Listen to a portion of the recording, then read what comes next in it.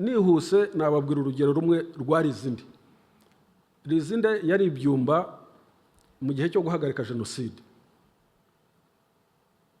Abona amakuru kuko yari komanda mukuru, yari afite escort, yari afite radio, amenya amakuru ko ikigo cya Kanombe Inkotanyi zagifashe. We ubwe bimunanira kwihangana, ati Inyana z'imbwa ziragifashe sha, azifashe kiriya kigo.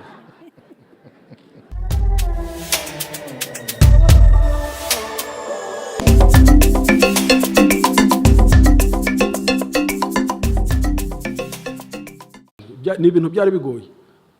Nihuse nababwira urugero rumwe rwa Lizinde. Lizinde yari ibyumba mu gihe cyo guhagarika jenoside. Abona amakuru kuko yari komanda mukuru, yari afite escort, yari afite radio, amenya amakuru ko ikigo cya Kanombe Inkotanyi zagifashe. We ubwe bimunanira kwihangana, ati Inyana z'imbwa ziragifashe sha, azifashe kiriya kigo. Ati ziragifashe gutyo ati ziragifashe, ati ziragifashe, ati baragitaye, ati baragitanze, atari ko barabeshya, atabaye komando babigogwe nibahagera baragisubirana. Ubwo urumva ni umuntu twari tumaranye hafi imyaka 4 ku rugamba, ariko urumva imyumvire ye n'imyaka ye nuko byari bimeze. Harabo utashoboraga guhindura nubwo wagira gute. Yego, ubuze ubunyarwanda ntaraswa ntimwamurashe, ariko se yavuze iryo muraryumva muramureka? Amufashije mute? Yabaye na guverineri, ngira ngo yabaye prefe, ngira ngo wa kariya karere. Nyuma yaho yabaye prefe wako karere. Ni ibintu abantu bari bamenyereye. Hari n'ibintu bitatangaza Lizinde kuvuga ibyo, n'ubundi yari asanzwe abivuga turi kumwe imyaka yose. Yarabivugaga bimwe tukabiseka. Inzira yo kubaka umunyarwanda, ndi umunyarwanda, ni inzira ndende cyane. Ni inzira ndende kandi ni inzira igomba isaba guhozaho. Ibyabaye mu mateka y'iki gihugu ntabwo ari ibintu bizashira uwo munsi. Ni urugamba ruzakomeza igihe kinini cyane, ariko ku kigero iyo urebye uko byari bimeze mbere ya 1994, nyuma yaho ubona imbaraga z'ubunyarwanda no kumva abanyarwanda benshi bibona mu kuba abanyarwanda ni nyinshi cyane, ziragwira. Abagitsimbaraye ku macakubiri na ingengabitekerezo ya jenoside ni bakeya, ariko baracyayifite. Ariko icyo kuba bake ntabwo ari cyo kibazo, kubera ko n'ubundi n'abatangije ingengabitekerezo ya jenoside muri za 58 9 bagitera n'abandi bari intiti zitageze 10, ariko nyuma y'imyaka 30 hapfuye miliyoni. Murumva hatangije ingengabitekerezo yatangijwe n'abantu batageze 10 b'intiti, abitwa ngo n'aba elitiste. Nyuma y'imyaka 30 baba barareka miliyoni y'abantu. Aba rero bakiri muri Kongo no hanze ni Burayi barahari, si benshi cyane, ariko iyo ngengabitekerezo ya jenoside bafite ubwayo n'imbuto mbi cyane, ibonye icyuho imeneramo yakongera igakora ishyano. Ubu ndetse no mu mikorere yabo bagenda bahindura n'imikorere. Ubu barabizi neza ko utahaguruka ngo uvuge nk'uko Kantano yavugaga, nk'uko Bikindi yavugaga, nk'uko bakaramira abandi bose bariya uriya ninde wavanywe Canada mu Gesera. Iyo mvugo yo kumugaragara yo kuvuga ngo mwica abatutsi mugire gute, ntabwo bashaka kuyivuga. Barakoresha amayeri yandi, cyane cyane urubyiruko rukiri rutoya. Niyo mpamvu urubyiruko rwacu rugomba kwitonda cyane. Nk'ubu abo b'urubyiruko rukiri rutoya baravuga bati inzira nziza twacamo yo kuzongera gusubira kuri gahunda yacu nuko twakwataka system y'u Rwanda tunyuze mu bintu bita rights, tukataka rights, bati kuko nitwataka rights turazana urubyiruko rwose n'urutazi gahunda yacu rutuyoboke. Turataka rights yatunguwe, baravuga ngo dutahe saa 7 z'ijoro, ubwo ni uburenganzira bwacu, barimo bahutaza. Ufite umugambi wo kuzazana ingengabitekerezo ya jenoside we arabivuga, azanemo n'abandi batabyumva neza bumva ko ari rights gusa, ariko ariho azanyuza ibitekerezo. Baravuga bati YouTube, itangazamakuru tuvuga ibyo dushatse, niba dufunga izo ni rights, ni rights. Muri ibyo byo kurwanya rights, cyitwa rights zihutazwa na leta, nicyo tuzanyuramo kongera kugarura amacakubiri. Urumva ni amayeri yihishe inyuma.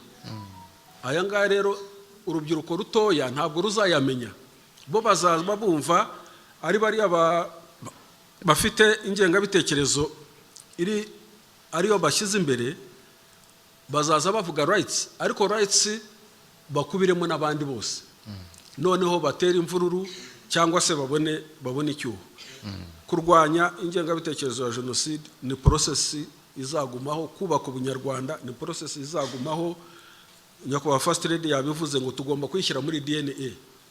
Kwishyira muri DNA ni ukwishyira mu maraso, mu mushokoro, tukajya tuyihererekanya, kandi ni urugamba ruzahoraho.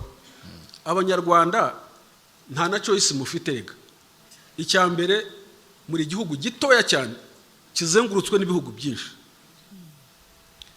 umutungo kamere dufite ntabwo ari mwinshi cyane, ni mutoya. Ikindi, turi benshi cyane, miliyoni 13 ku buso, turi igihugu cya 4 ku isi gifite ubucucike nyuma ya za Singapore n'ahandi. Ikindi, amateka yacu ntabwo ari meza mu karere. Buri muntu wese hano utarahunze afite umuvandimwe we wahunze, utarahunze 59 yahunze 94. So akarere twarakayogoje, twagateye akajagari, baraturambiwe. Ni ukuvuga ko turyanye hagati yacu, ntitugifite naho kwihindira. So by obligation tugomba kubana byanze bikunze, nta handi dufite kujya. Ubu ninde wakongera guhungira Uganda? Ninde bamwakira gute? Ninde wakongera guhungira Burundi? Wakwakirwa nande? Ninde wahungira Kongo? Murebe ibiriyo, mwahungira hese? Ni ukuvuga ko tugomba kuba hano. Niba tugomba kuba hano, tugomba kubaho neza, tugomba kubana neza. Nta choice nimwe dufite.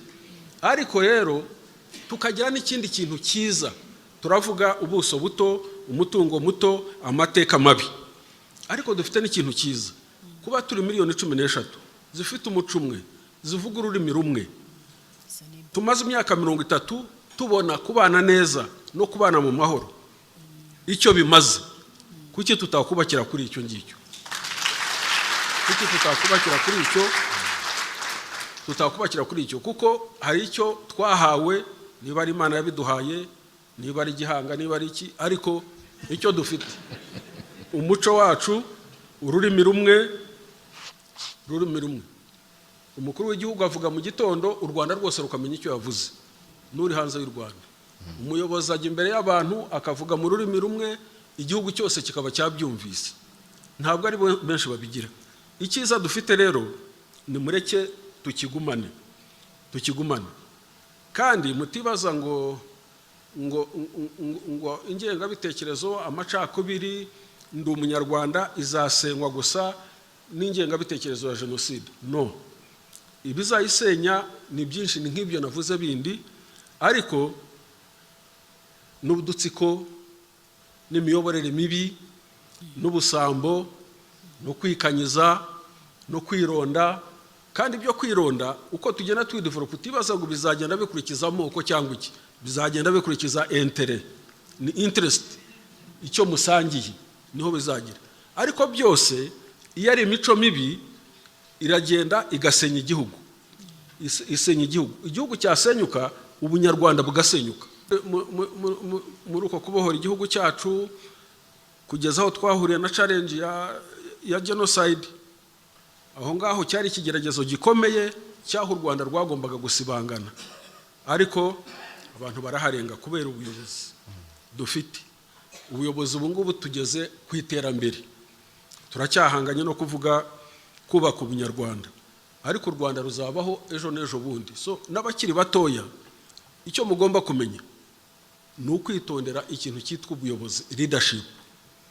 Kuko leadership niyo yacunguye u Rwanda, ni nayo yatumye hataba ikibazo n'ibibazo nyuma y'uko jenoside yakorewe abatutsi ba 1994. Uwo umutima ukomeye cyane, umutima wo gutanga icyo wabuze.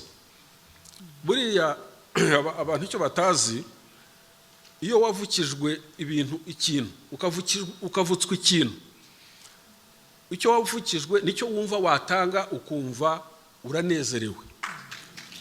Niko bimeze. Buriya abantu benshi babohoraga iki gihugu bari baravukijwe igihugu, badafite igihugu, zikumara imyaka yose nta gihugu na kimwe ufite. Iyo ukibonye rero ukabona n'abanyarwanda, uba wumva wabifuriza igihugu, ubifuriza igihugu kugira igihugu. Buriya kujya gucyura impunzi muri Kongo zigeze muri miliyoni 3, Loni yarananiwe, ibeshya ahubwo ishaka ngo bagumeyo kuko babacuruza mu biriya batanga imfashanyo n'ikiriya miryango mpuzamahanga. Nta kindi RPF yabikoreye, nuko abantu kubura igihugu bumvaga nta muntu ukwiye kubura igihugu. Bamwe muri twe twabaye impunzi inshuro nyinshi cyane.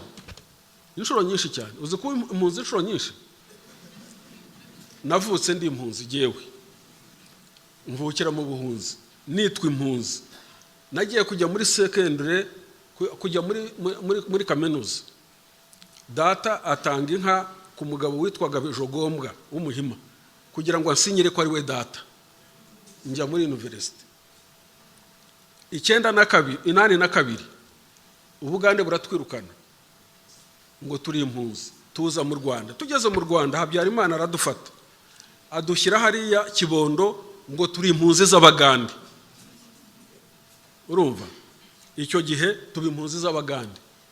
Nyuma Museveni afashe Uganda, abantu bacu basubira Uganda nk'impunzi z'Abanyarwanda. FPR ifashe ibohoje igihugu 94, batahuka bava Uganda nk'impunzi zitahutse. Murumva ibyo byose. Iyo wabuze ibyo byose, ukibura, ukabura ubumuntu, ukabura impuhwe, ukabura urukundo, iyo ushoboye kubona uruha urumuha rwose. Mbona ariyo philosophy ya leadership ya RPF yatumye hatabaho amahano nyuma y'94. Ni leadership, umuyobozi wacu ibyo yari yarabayemo, nuko atajya kunda kuvuga ibintu bye, ariko rimwe na rimwe turabimuvugira. Kuba impunzi uri umwana mutoya ntabwo muzi icyo bivuze. Kuba impunzi uri umwana mutoya nkawe wagiye afite imyaka 2, kugira ngo unabeho byonyine, ukire macinya, kuko impunzi zose zicwa na macinya abantu. Kugira ngo uzayikire ubu umuntu ukure mu buzima bugoranye. Iyo wamaze gufata icyemezo cyo kureba kugira vision y'igihugu, utanga byose ibyo wabuze.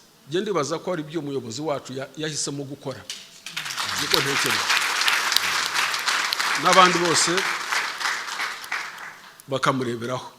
Ariko ubu ntabwo ntekereza ko umunsi umwe hano mu Rwanda hazagira umuntu wongera guhagarara ngo avuge ati Abahutu, Abatutsi, ajye kuri mikoro ahamagarire kwica. No, bizaca mu zindi nzira. Bizaca mu dukiriki, ukwironda, kandi kwironda noneho kudashingiye ku moko, kwironda gushingiye ku gusahura no kwikanyiza. Bizaca mu turadutsiko nk'utwo mwabonye tw'abakono bejo bundi, nabo bakajya aho ngaho, n'abandi nabo bakajya hariya. ubwo bakaba barasenya ubunyarwanda, ikintu cyose cyandamaninga umunyarwanda, imiyoborere mibi. Muzitondere ikintu cyitwa bad leadership n'imiyoborere mibi. Icyo nicyo cyakoresha hano mu gihugu. Twe rero nta choice dufite niyo kuyoborwa neza. Niba twarabonye urugero rw'imiyoborere myiza, hakagira usetinga akavuga turukiramende n'urunguru mwararubonye, utazaza ngo arusimbuke, uwo ntazayobora u Rwanda, ntabwo azarushobora.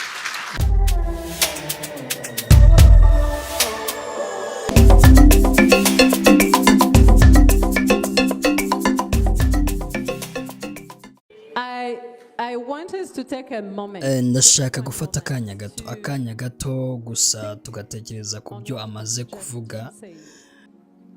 In his introduction, he's speaking of a daughter. Yavugaga ku mukobwa w'umubyeyi wagize uruhare muri jenoside yakorewe Abatutsi.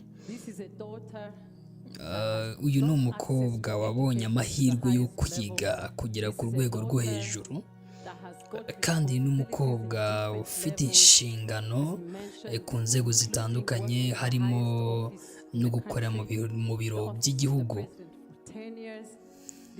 aho yanahakoreye imyaka igera ku 10.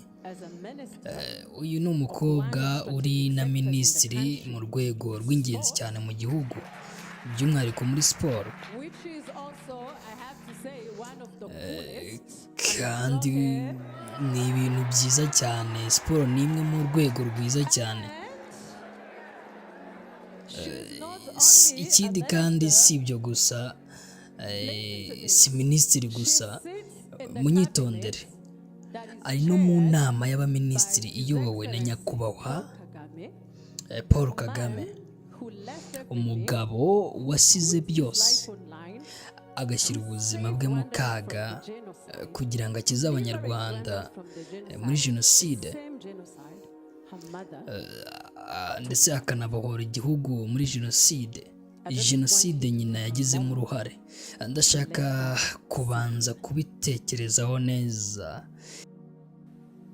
Ça ne peut pas exister si ce n'est pas un pays qui a été changé, transformé, si ce n'est pas un pays qui est ancré dans les principes d'inclusivité, de droit, d'équité, d'égalité. Un pays qui donne les opportunités à chacun d'entre nous. It can only happen in a country that is totally... Ibi bishoboka gusa mu gihugu cyahindutse burundu. This is not propaganda. Kandi ibi ntabwo ari propaganda, si na politiki. Ikindi kandi ntabwo ari amagambo yo gushimisha abantu, ni ukuri. Turahari, twari hano, ndi hano, muzabyumva kenshi hano. Hari ijambo abantu bakunda gukoresha, inkuru zitavuzwe. Izi nizo nkuru zitavuzwe, ndetse ni ukuri nyako. Yambajije ikibazo cyiza, ni gute nabashije kubinyuramo ndetse no kubitsinda. Icyamfashije mbere ya byose ni amahitamo 3 igihugu cyacu cyafashe kiyobowe na perezida wacu. Twese turayazi, ariko ni byiza kuyasubiramo kuko agenga ubuzima bwacu. The choice of unity made that me and others who have same stories or even different guhitamo ubumwe bwatumye njye n'abandi dufite amateka akomeye twakirwa nk'abanyarwanda. That made my mother to have to face justice, because without justice there can't be kuko nta mbabazi zibaho hatabanje ubutabera, ndetse nta gukira kubaho hatabanje imbabazi. Niho byose bitangirira. We are going to discuss that, you'll see. Those choices made me take my own choices. Kubera ko ibyo byatumye mfata amahitamo yanjye bwite. Les choix que mon pays a pris ou a fait de l'unité, de la comptabilité, ou bien de se rendre compte entre nous-mêmes en tant que Rwandais, et le choix d'avoir une vision ont fait que moi-même, j'ai aussi dû faire mes choix. Because it starts from kuko byose bitangirira kuri njye nawe. To go through quickly. The first one, I refused to be defined by fear. Icya mbere nanze gutegekwa n'ubwoba, to be the fuel to fight for what is right. ahubwo ubu bwoba nabuhinduye imbaraga zo kurwanira ukuri. You are a child of a genocide perpetrator. Iyo uri umwana w'umuntu wakoze jenoside uba ufite ubwoba bwinshi cyane. I learned about my mother involvement 2 years after the genocide. When the genocide happened in 1994, jenoside ubwo yabaga mu 1994 ntabwo nari kumwe na mama, ahubwo nari kumwe n'abarumuna banjye cyangwa se abavandimwe banjye ndetse n'umubyeyi wanjye ari we papa. Twari dufite ubuzima butandukanye kubera ko papa yari umututsi. Kubera ko nyuma y'igihumbi 1996 njye numvaga ko mama yaba yaritabye Imana. Ntabwo nari mfite igitekerezo na kimwe, nta n'icyo nigeze ntekereza. Yari muri Kongo ndetse papa yari abizi, ariko ntiyigeze abimbwira. Ashobora kuba yarabisemo kugira wenda turinde cyangwa se ubundi burenganzira bwe. Leave alone to tell me that. So for 2 good years I did not know where my mother was. Njye natekerezaga ko yapfuye, ariko kuri kwaragaragaye. Byari bikomeye kubyakira. With my name, because in IDs in the past they used to put the parents' name but also their children's. She showed me a newspaper. So la première fois que j'ai dû entendre que ma mère a été impliquée dans le génocide, c'était 2 ans après le génocide, et je l'ai pris dans une nouvelle, les papiers, a newspaper. I saw the picture of my mother, I saw my name, the name of my brother and sister, and I could not believe my eyes. So it was very hard to swallow. And then the journey started. First of all, I was in the part of the survivors. Immediately, I became a betrayer because most of my ako kanya nahise mbonwa nk'umugambanyi kubera ko inshuti zanjye nyinshi zitigeze zemera ko ntari mbizi. Barambwiraga bati bishoboka bite, urabeshya, uri kwiyitira undi muntu, uri kudushuka. Ndangwa cyane. Njye ubwanjye ni guhakana ukuri, ubwoba buraza ugutakaza n'uriwe. D'un côté, tu es un enfant d'un père Tutsi qui a aussi perdu parmi ses familles. De autre côté, tu es la fille d'Interahamwe. Tu es la fille de Mwamini. Et le monde s'est écroulé. Tu n'as plus d'identité, tu ne sais plus tu es qui. Et c'est la peur. But one big decision I took in that moment is that gusa icyemezo gikomeye nafashe icyo gihe nubwo nari muto cyane nuko nanze gukomeza gutegekwa n'ubwo nahisemo guhangana nabwo, nsura mama ndetse nshaka kumenya ukuri. And while I was seated there, someone came and spitted on me. Umuntu araza arancira arambaza ati umwana w'uwakoze jenoside waje gukora iki hano? Nagashinyaguro. Do you know what is that in Kinyarwanda or in English or French? It's like you're coming to mock de nous, or you're mocking us. Byari nkaho ambwira ko nje gushinyagura ababuza babo. Byari bikomeye cyane, byarambabaje nk'umuntu birumvikana. I took courage and ariko nagize ubutwari ndamusubiza ndi hano kubera ko niyo ntaba narabuze umuryango wanjye, ndi hano kubera ko ndi umunyarwanda, wowe warababuze ndetse n'igihugu cyanjye cyarababuze. Kwibuka si by'abarokotse gusa, ni nabo bafite ababyeyi cyangwa imiryango yagize uruhare muri jenoside,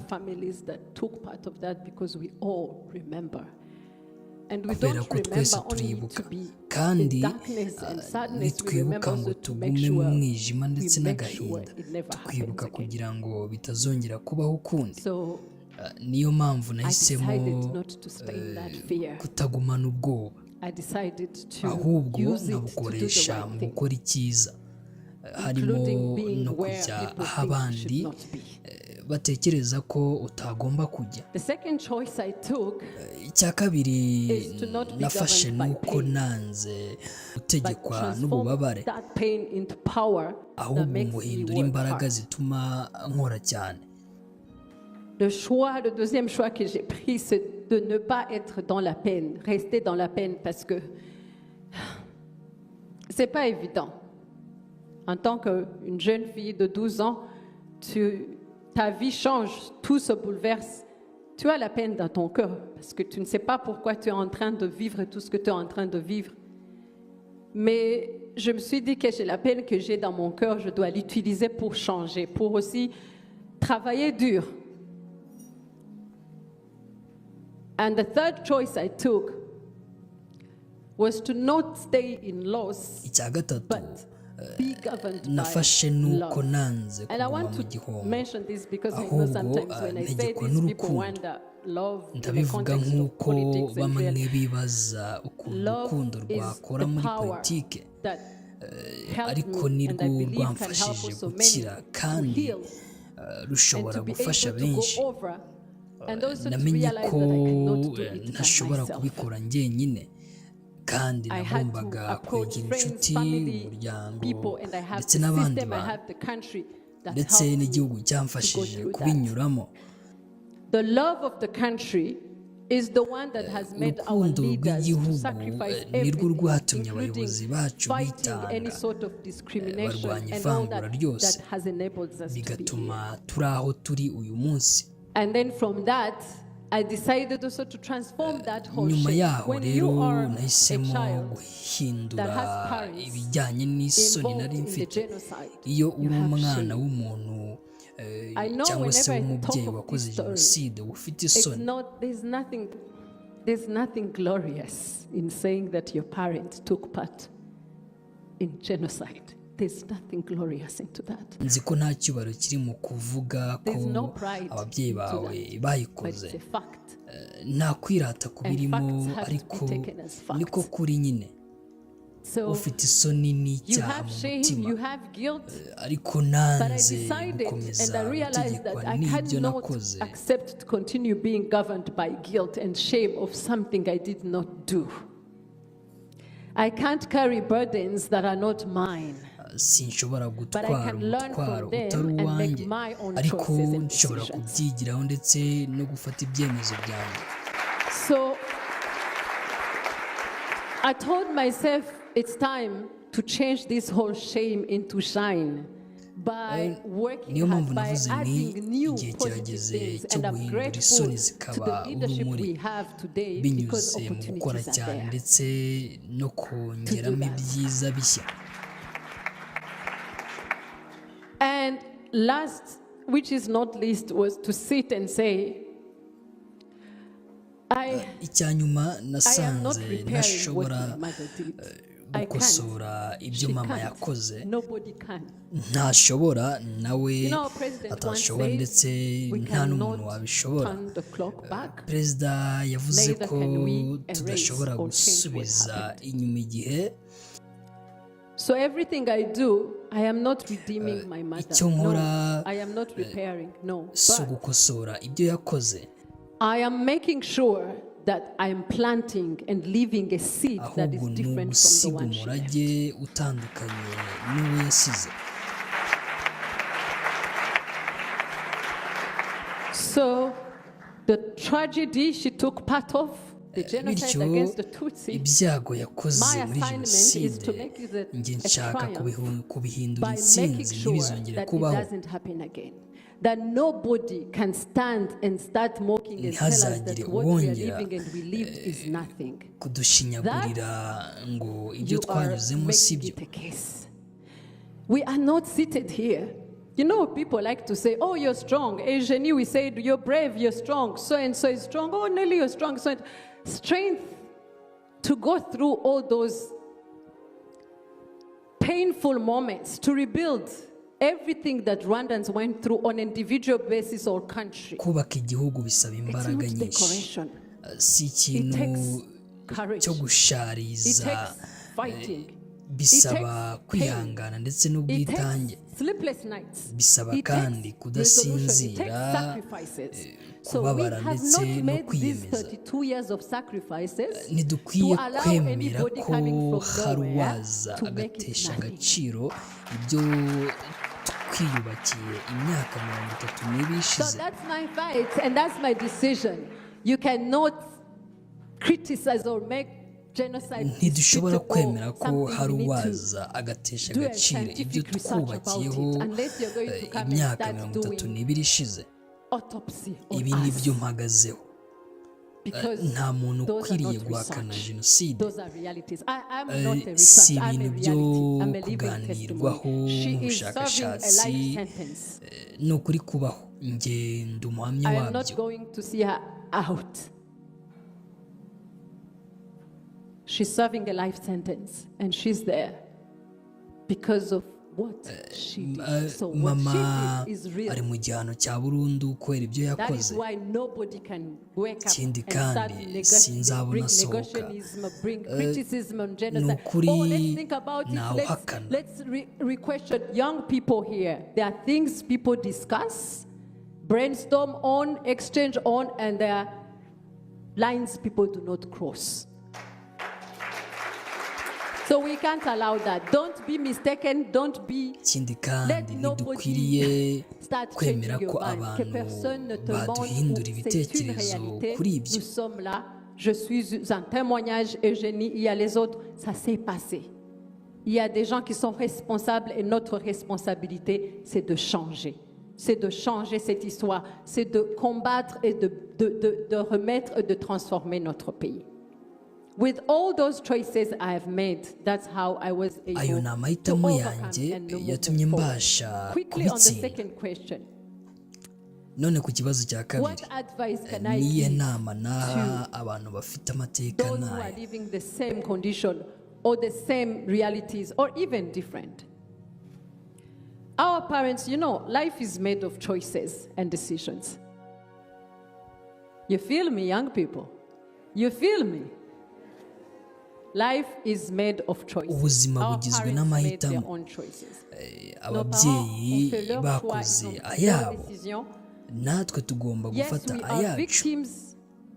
Yego turabarakotse ibintu byinshi, learn ariko from dufite them. We n'icyemezo also have a choice. cyo kwigira ku mateka. Do not really Ntidukomeze continue kuguma being stuck in mu what your by'ababyeyi parents have bawe been involved bakoze, into, ahubwo but learn from it. byigiraho. Learn from our history as Rwandans. Mwigire ku mateka y'u Secondly, Rwanda take a nk'Abanyarwanda. decision to also Icya kabiri, act. fata icyemezo It is cyo your gukora. responsibility now. It is my responsibility, our responsibility to transform. Third, speak Ikindi the cya truth. gatatu kandi, vuga ukuri, Embrace the truth. wemere ukuri. One time someone asked Hari umuntu me, wigeze kumbaza you, ati, Nelly, when are you uzareka going to ryari stop talking kuvuga about the inkuru ya story of mama your mother? wawe? You've been telling the story of your Kandi mother maze for the last imyaka 32 years. When are you 32 going to n'ibiri stop? nyivuga.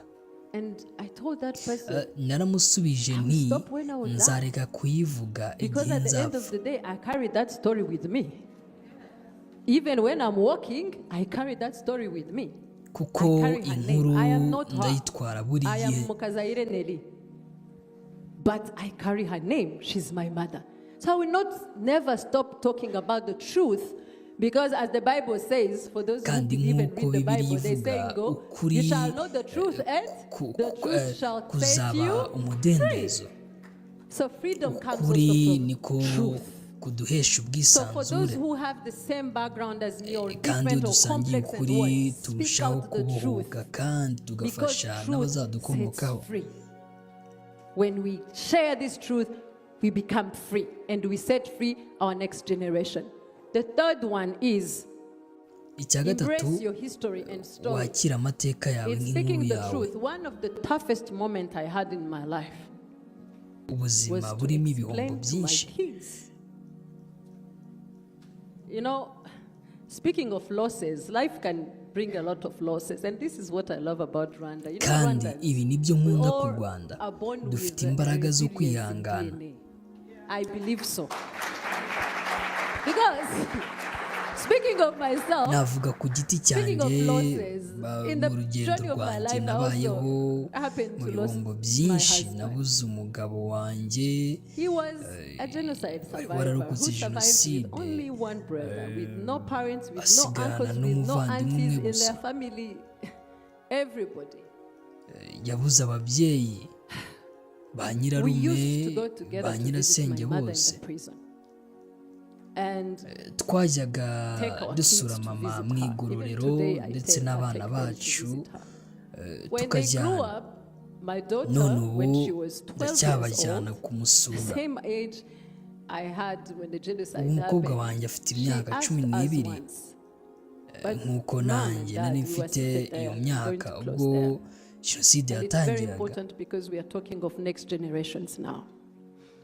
She asked us, yigeze with the kutubaza younger ikibazo brother gikomeye who was more cyane younger than us, aravuga ati what happened? mama papa You tell us, turicaye grandma, uncles, aunties, they were killed during ese the ni genocide. ukubera iki bavuze At ko the same ba time, you take us to nyogokuru visit grandma ba nyirarume ndetse n'abandi bapfuye muri jenoside in the prison.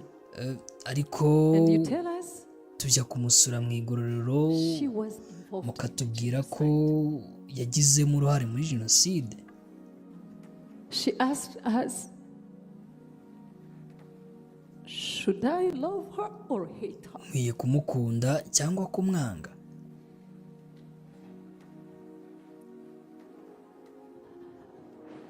I think that was one of the toughest moments. ni kimwe mu bibazo I ever bikomeye had in this nigeze journey. guhura nabyo You know, mu when it's buzima just bwanjye. about you, you can build strength and resilience in iyo you. ari wowe Fight. ubwawe When it's about someone ushobora else who has become a kwihangana victim, for the parents, ukabasha when it guhangana comes to nabyo, your children, you are ariko helpless. iyo bije ku mwana don't know wawe what to do. biragora cyane.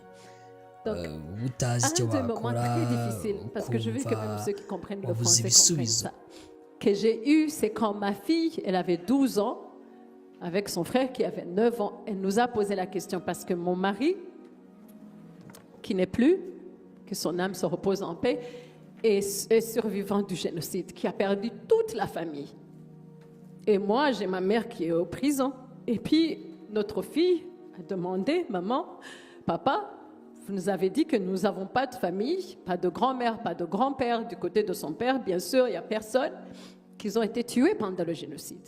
Mais en même temps, vous nous amenez rendre visite à grand-mère qui est en prison parce qu'elle a fait partie du génocide. Puis elle nous a demandé est-ce que je dois l'aimer ou la haïr. Et là, on ne savait vraiment pas quoi répondre. Moi, bien sûr, c'était pire. Et son père a essayé d'expliquer, lui a dit non, non, non, toi tu ne dois pas aimer ou haïr parce que ça c'est le passé, c'est les choses qui se sont passées dans lesquelles toi tu n'as pas de responsabilité. C'est ta grand-mère, tout ce qu'elle a fait c'est sa décision, ça ne doit pas t'affecter, ça ne doit pas faire partie du choix que tu dois faire. Puis, tu dois aussi pardonner, on a perdu grand-mère, on a perdu toute la famille, tout ça. Mais tu vois, parce qu'il donnait l'exemple, moi aussi, j'ai pardonné, je vais aussi rendre visite à ma belle-mère. Donc, tu ne dois pas avoir la haine dans ton cœur. Tu es rwandaise, c'est le Rwanda, et toi, tu dois te définir comme ça, pas par rapport à ta grand-mère, qui sont déjà vivants ou pas vivants. icyo gihe Pas du tout facile. It was the toughest moment. nicyo kibi But one cyane thing I nigeze learned is kunyuramo, that ariko we namenye have to ko embrace our tugomba history. kwemera and we amateka have to make yacu sure our children kandi are aware tugomba of gutuma facts. abana bacu the bamenya way ukuri they are. nk'uko kuri. Today, she's uyu a munsi grown-up umukobwa girl, wanjye she's yarakuze university, she ari muri understands and kaminuza. she makes also her own decisions. ikindi kandi arasobanukiwe kandi nawe lives afata ibyemezo bye. Today, she's proud to see, uyu munsi and I'm yishimira concluding kubona there, ko that nubwo her nyina afite mother, amateka despite akomeye, having a mother who was involved in the genocide, who's in jail, she is also a minister. ari na minisitiri mu gihugu. So what you do and what we do as Rwandans today ibyo is dukora what is going to nk'abanyarwanda speak uyu munsi volume to nibyo even those who have to bizavuga come ejo back from hazaza. that. Thank you. murakoze cyane, murakoze cyane kandi murakoze.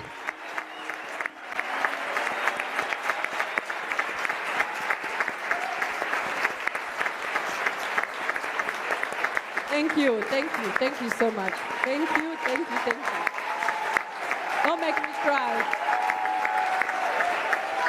Thank you.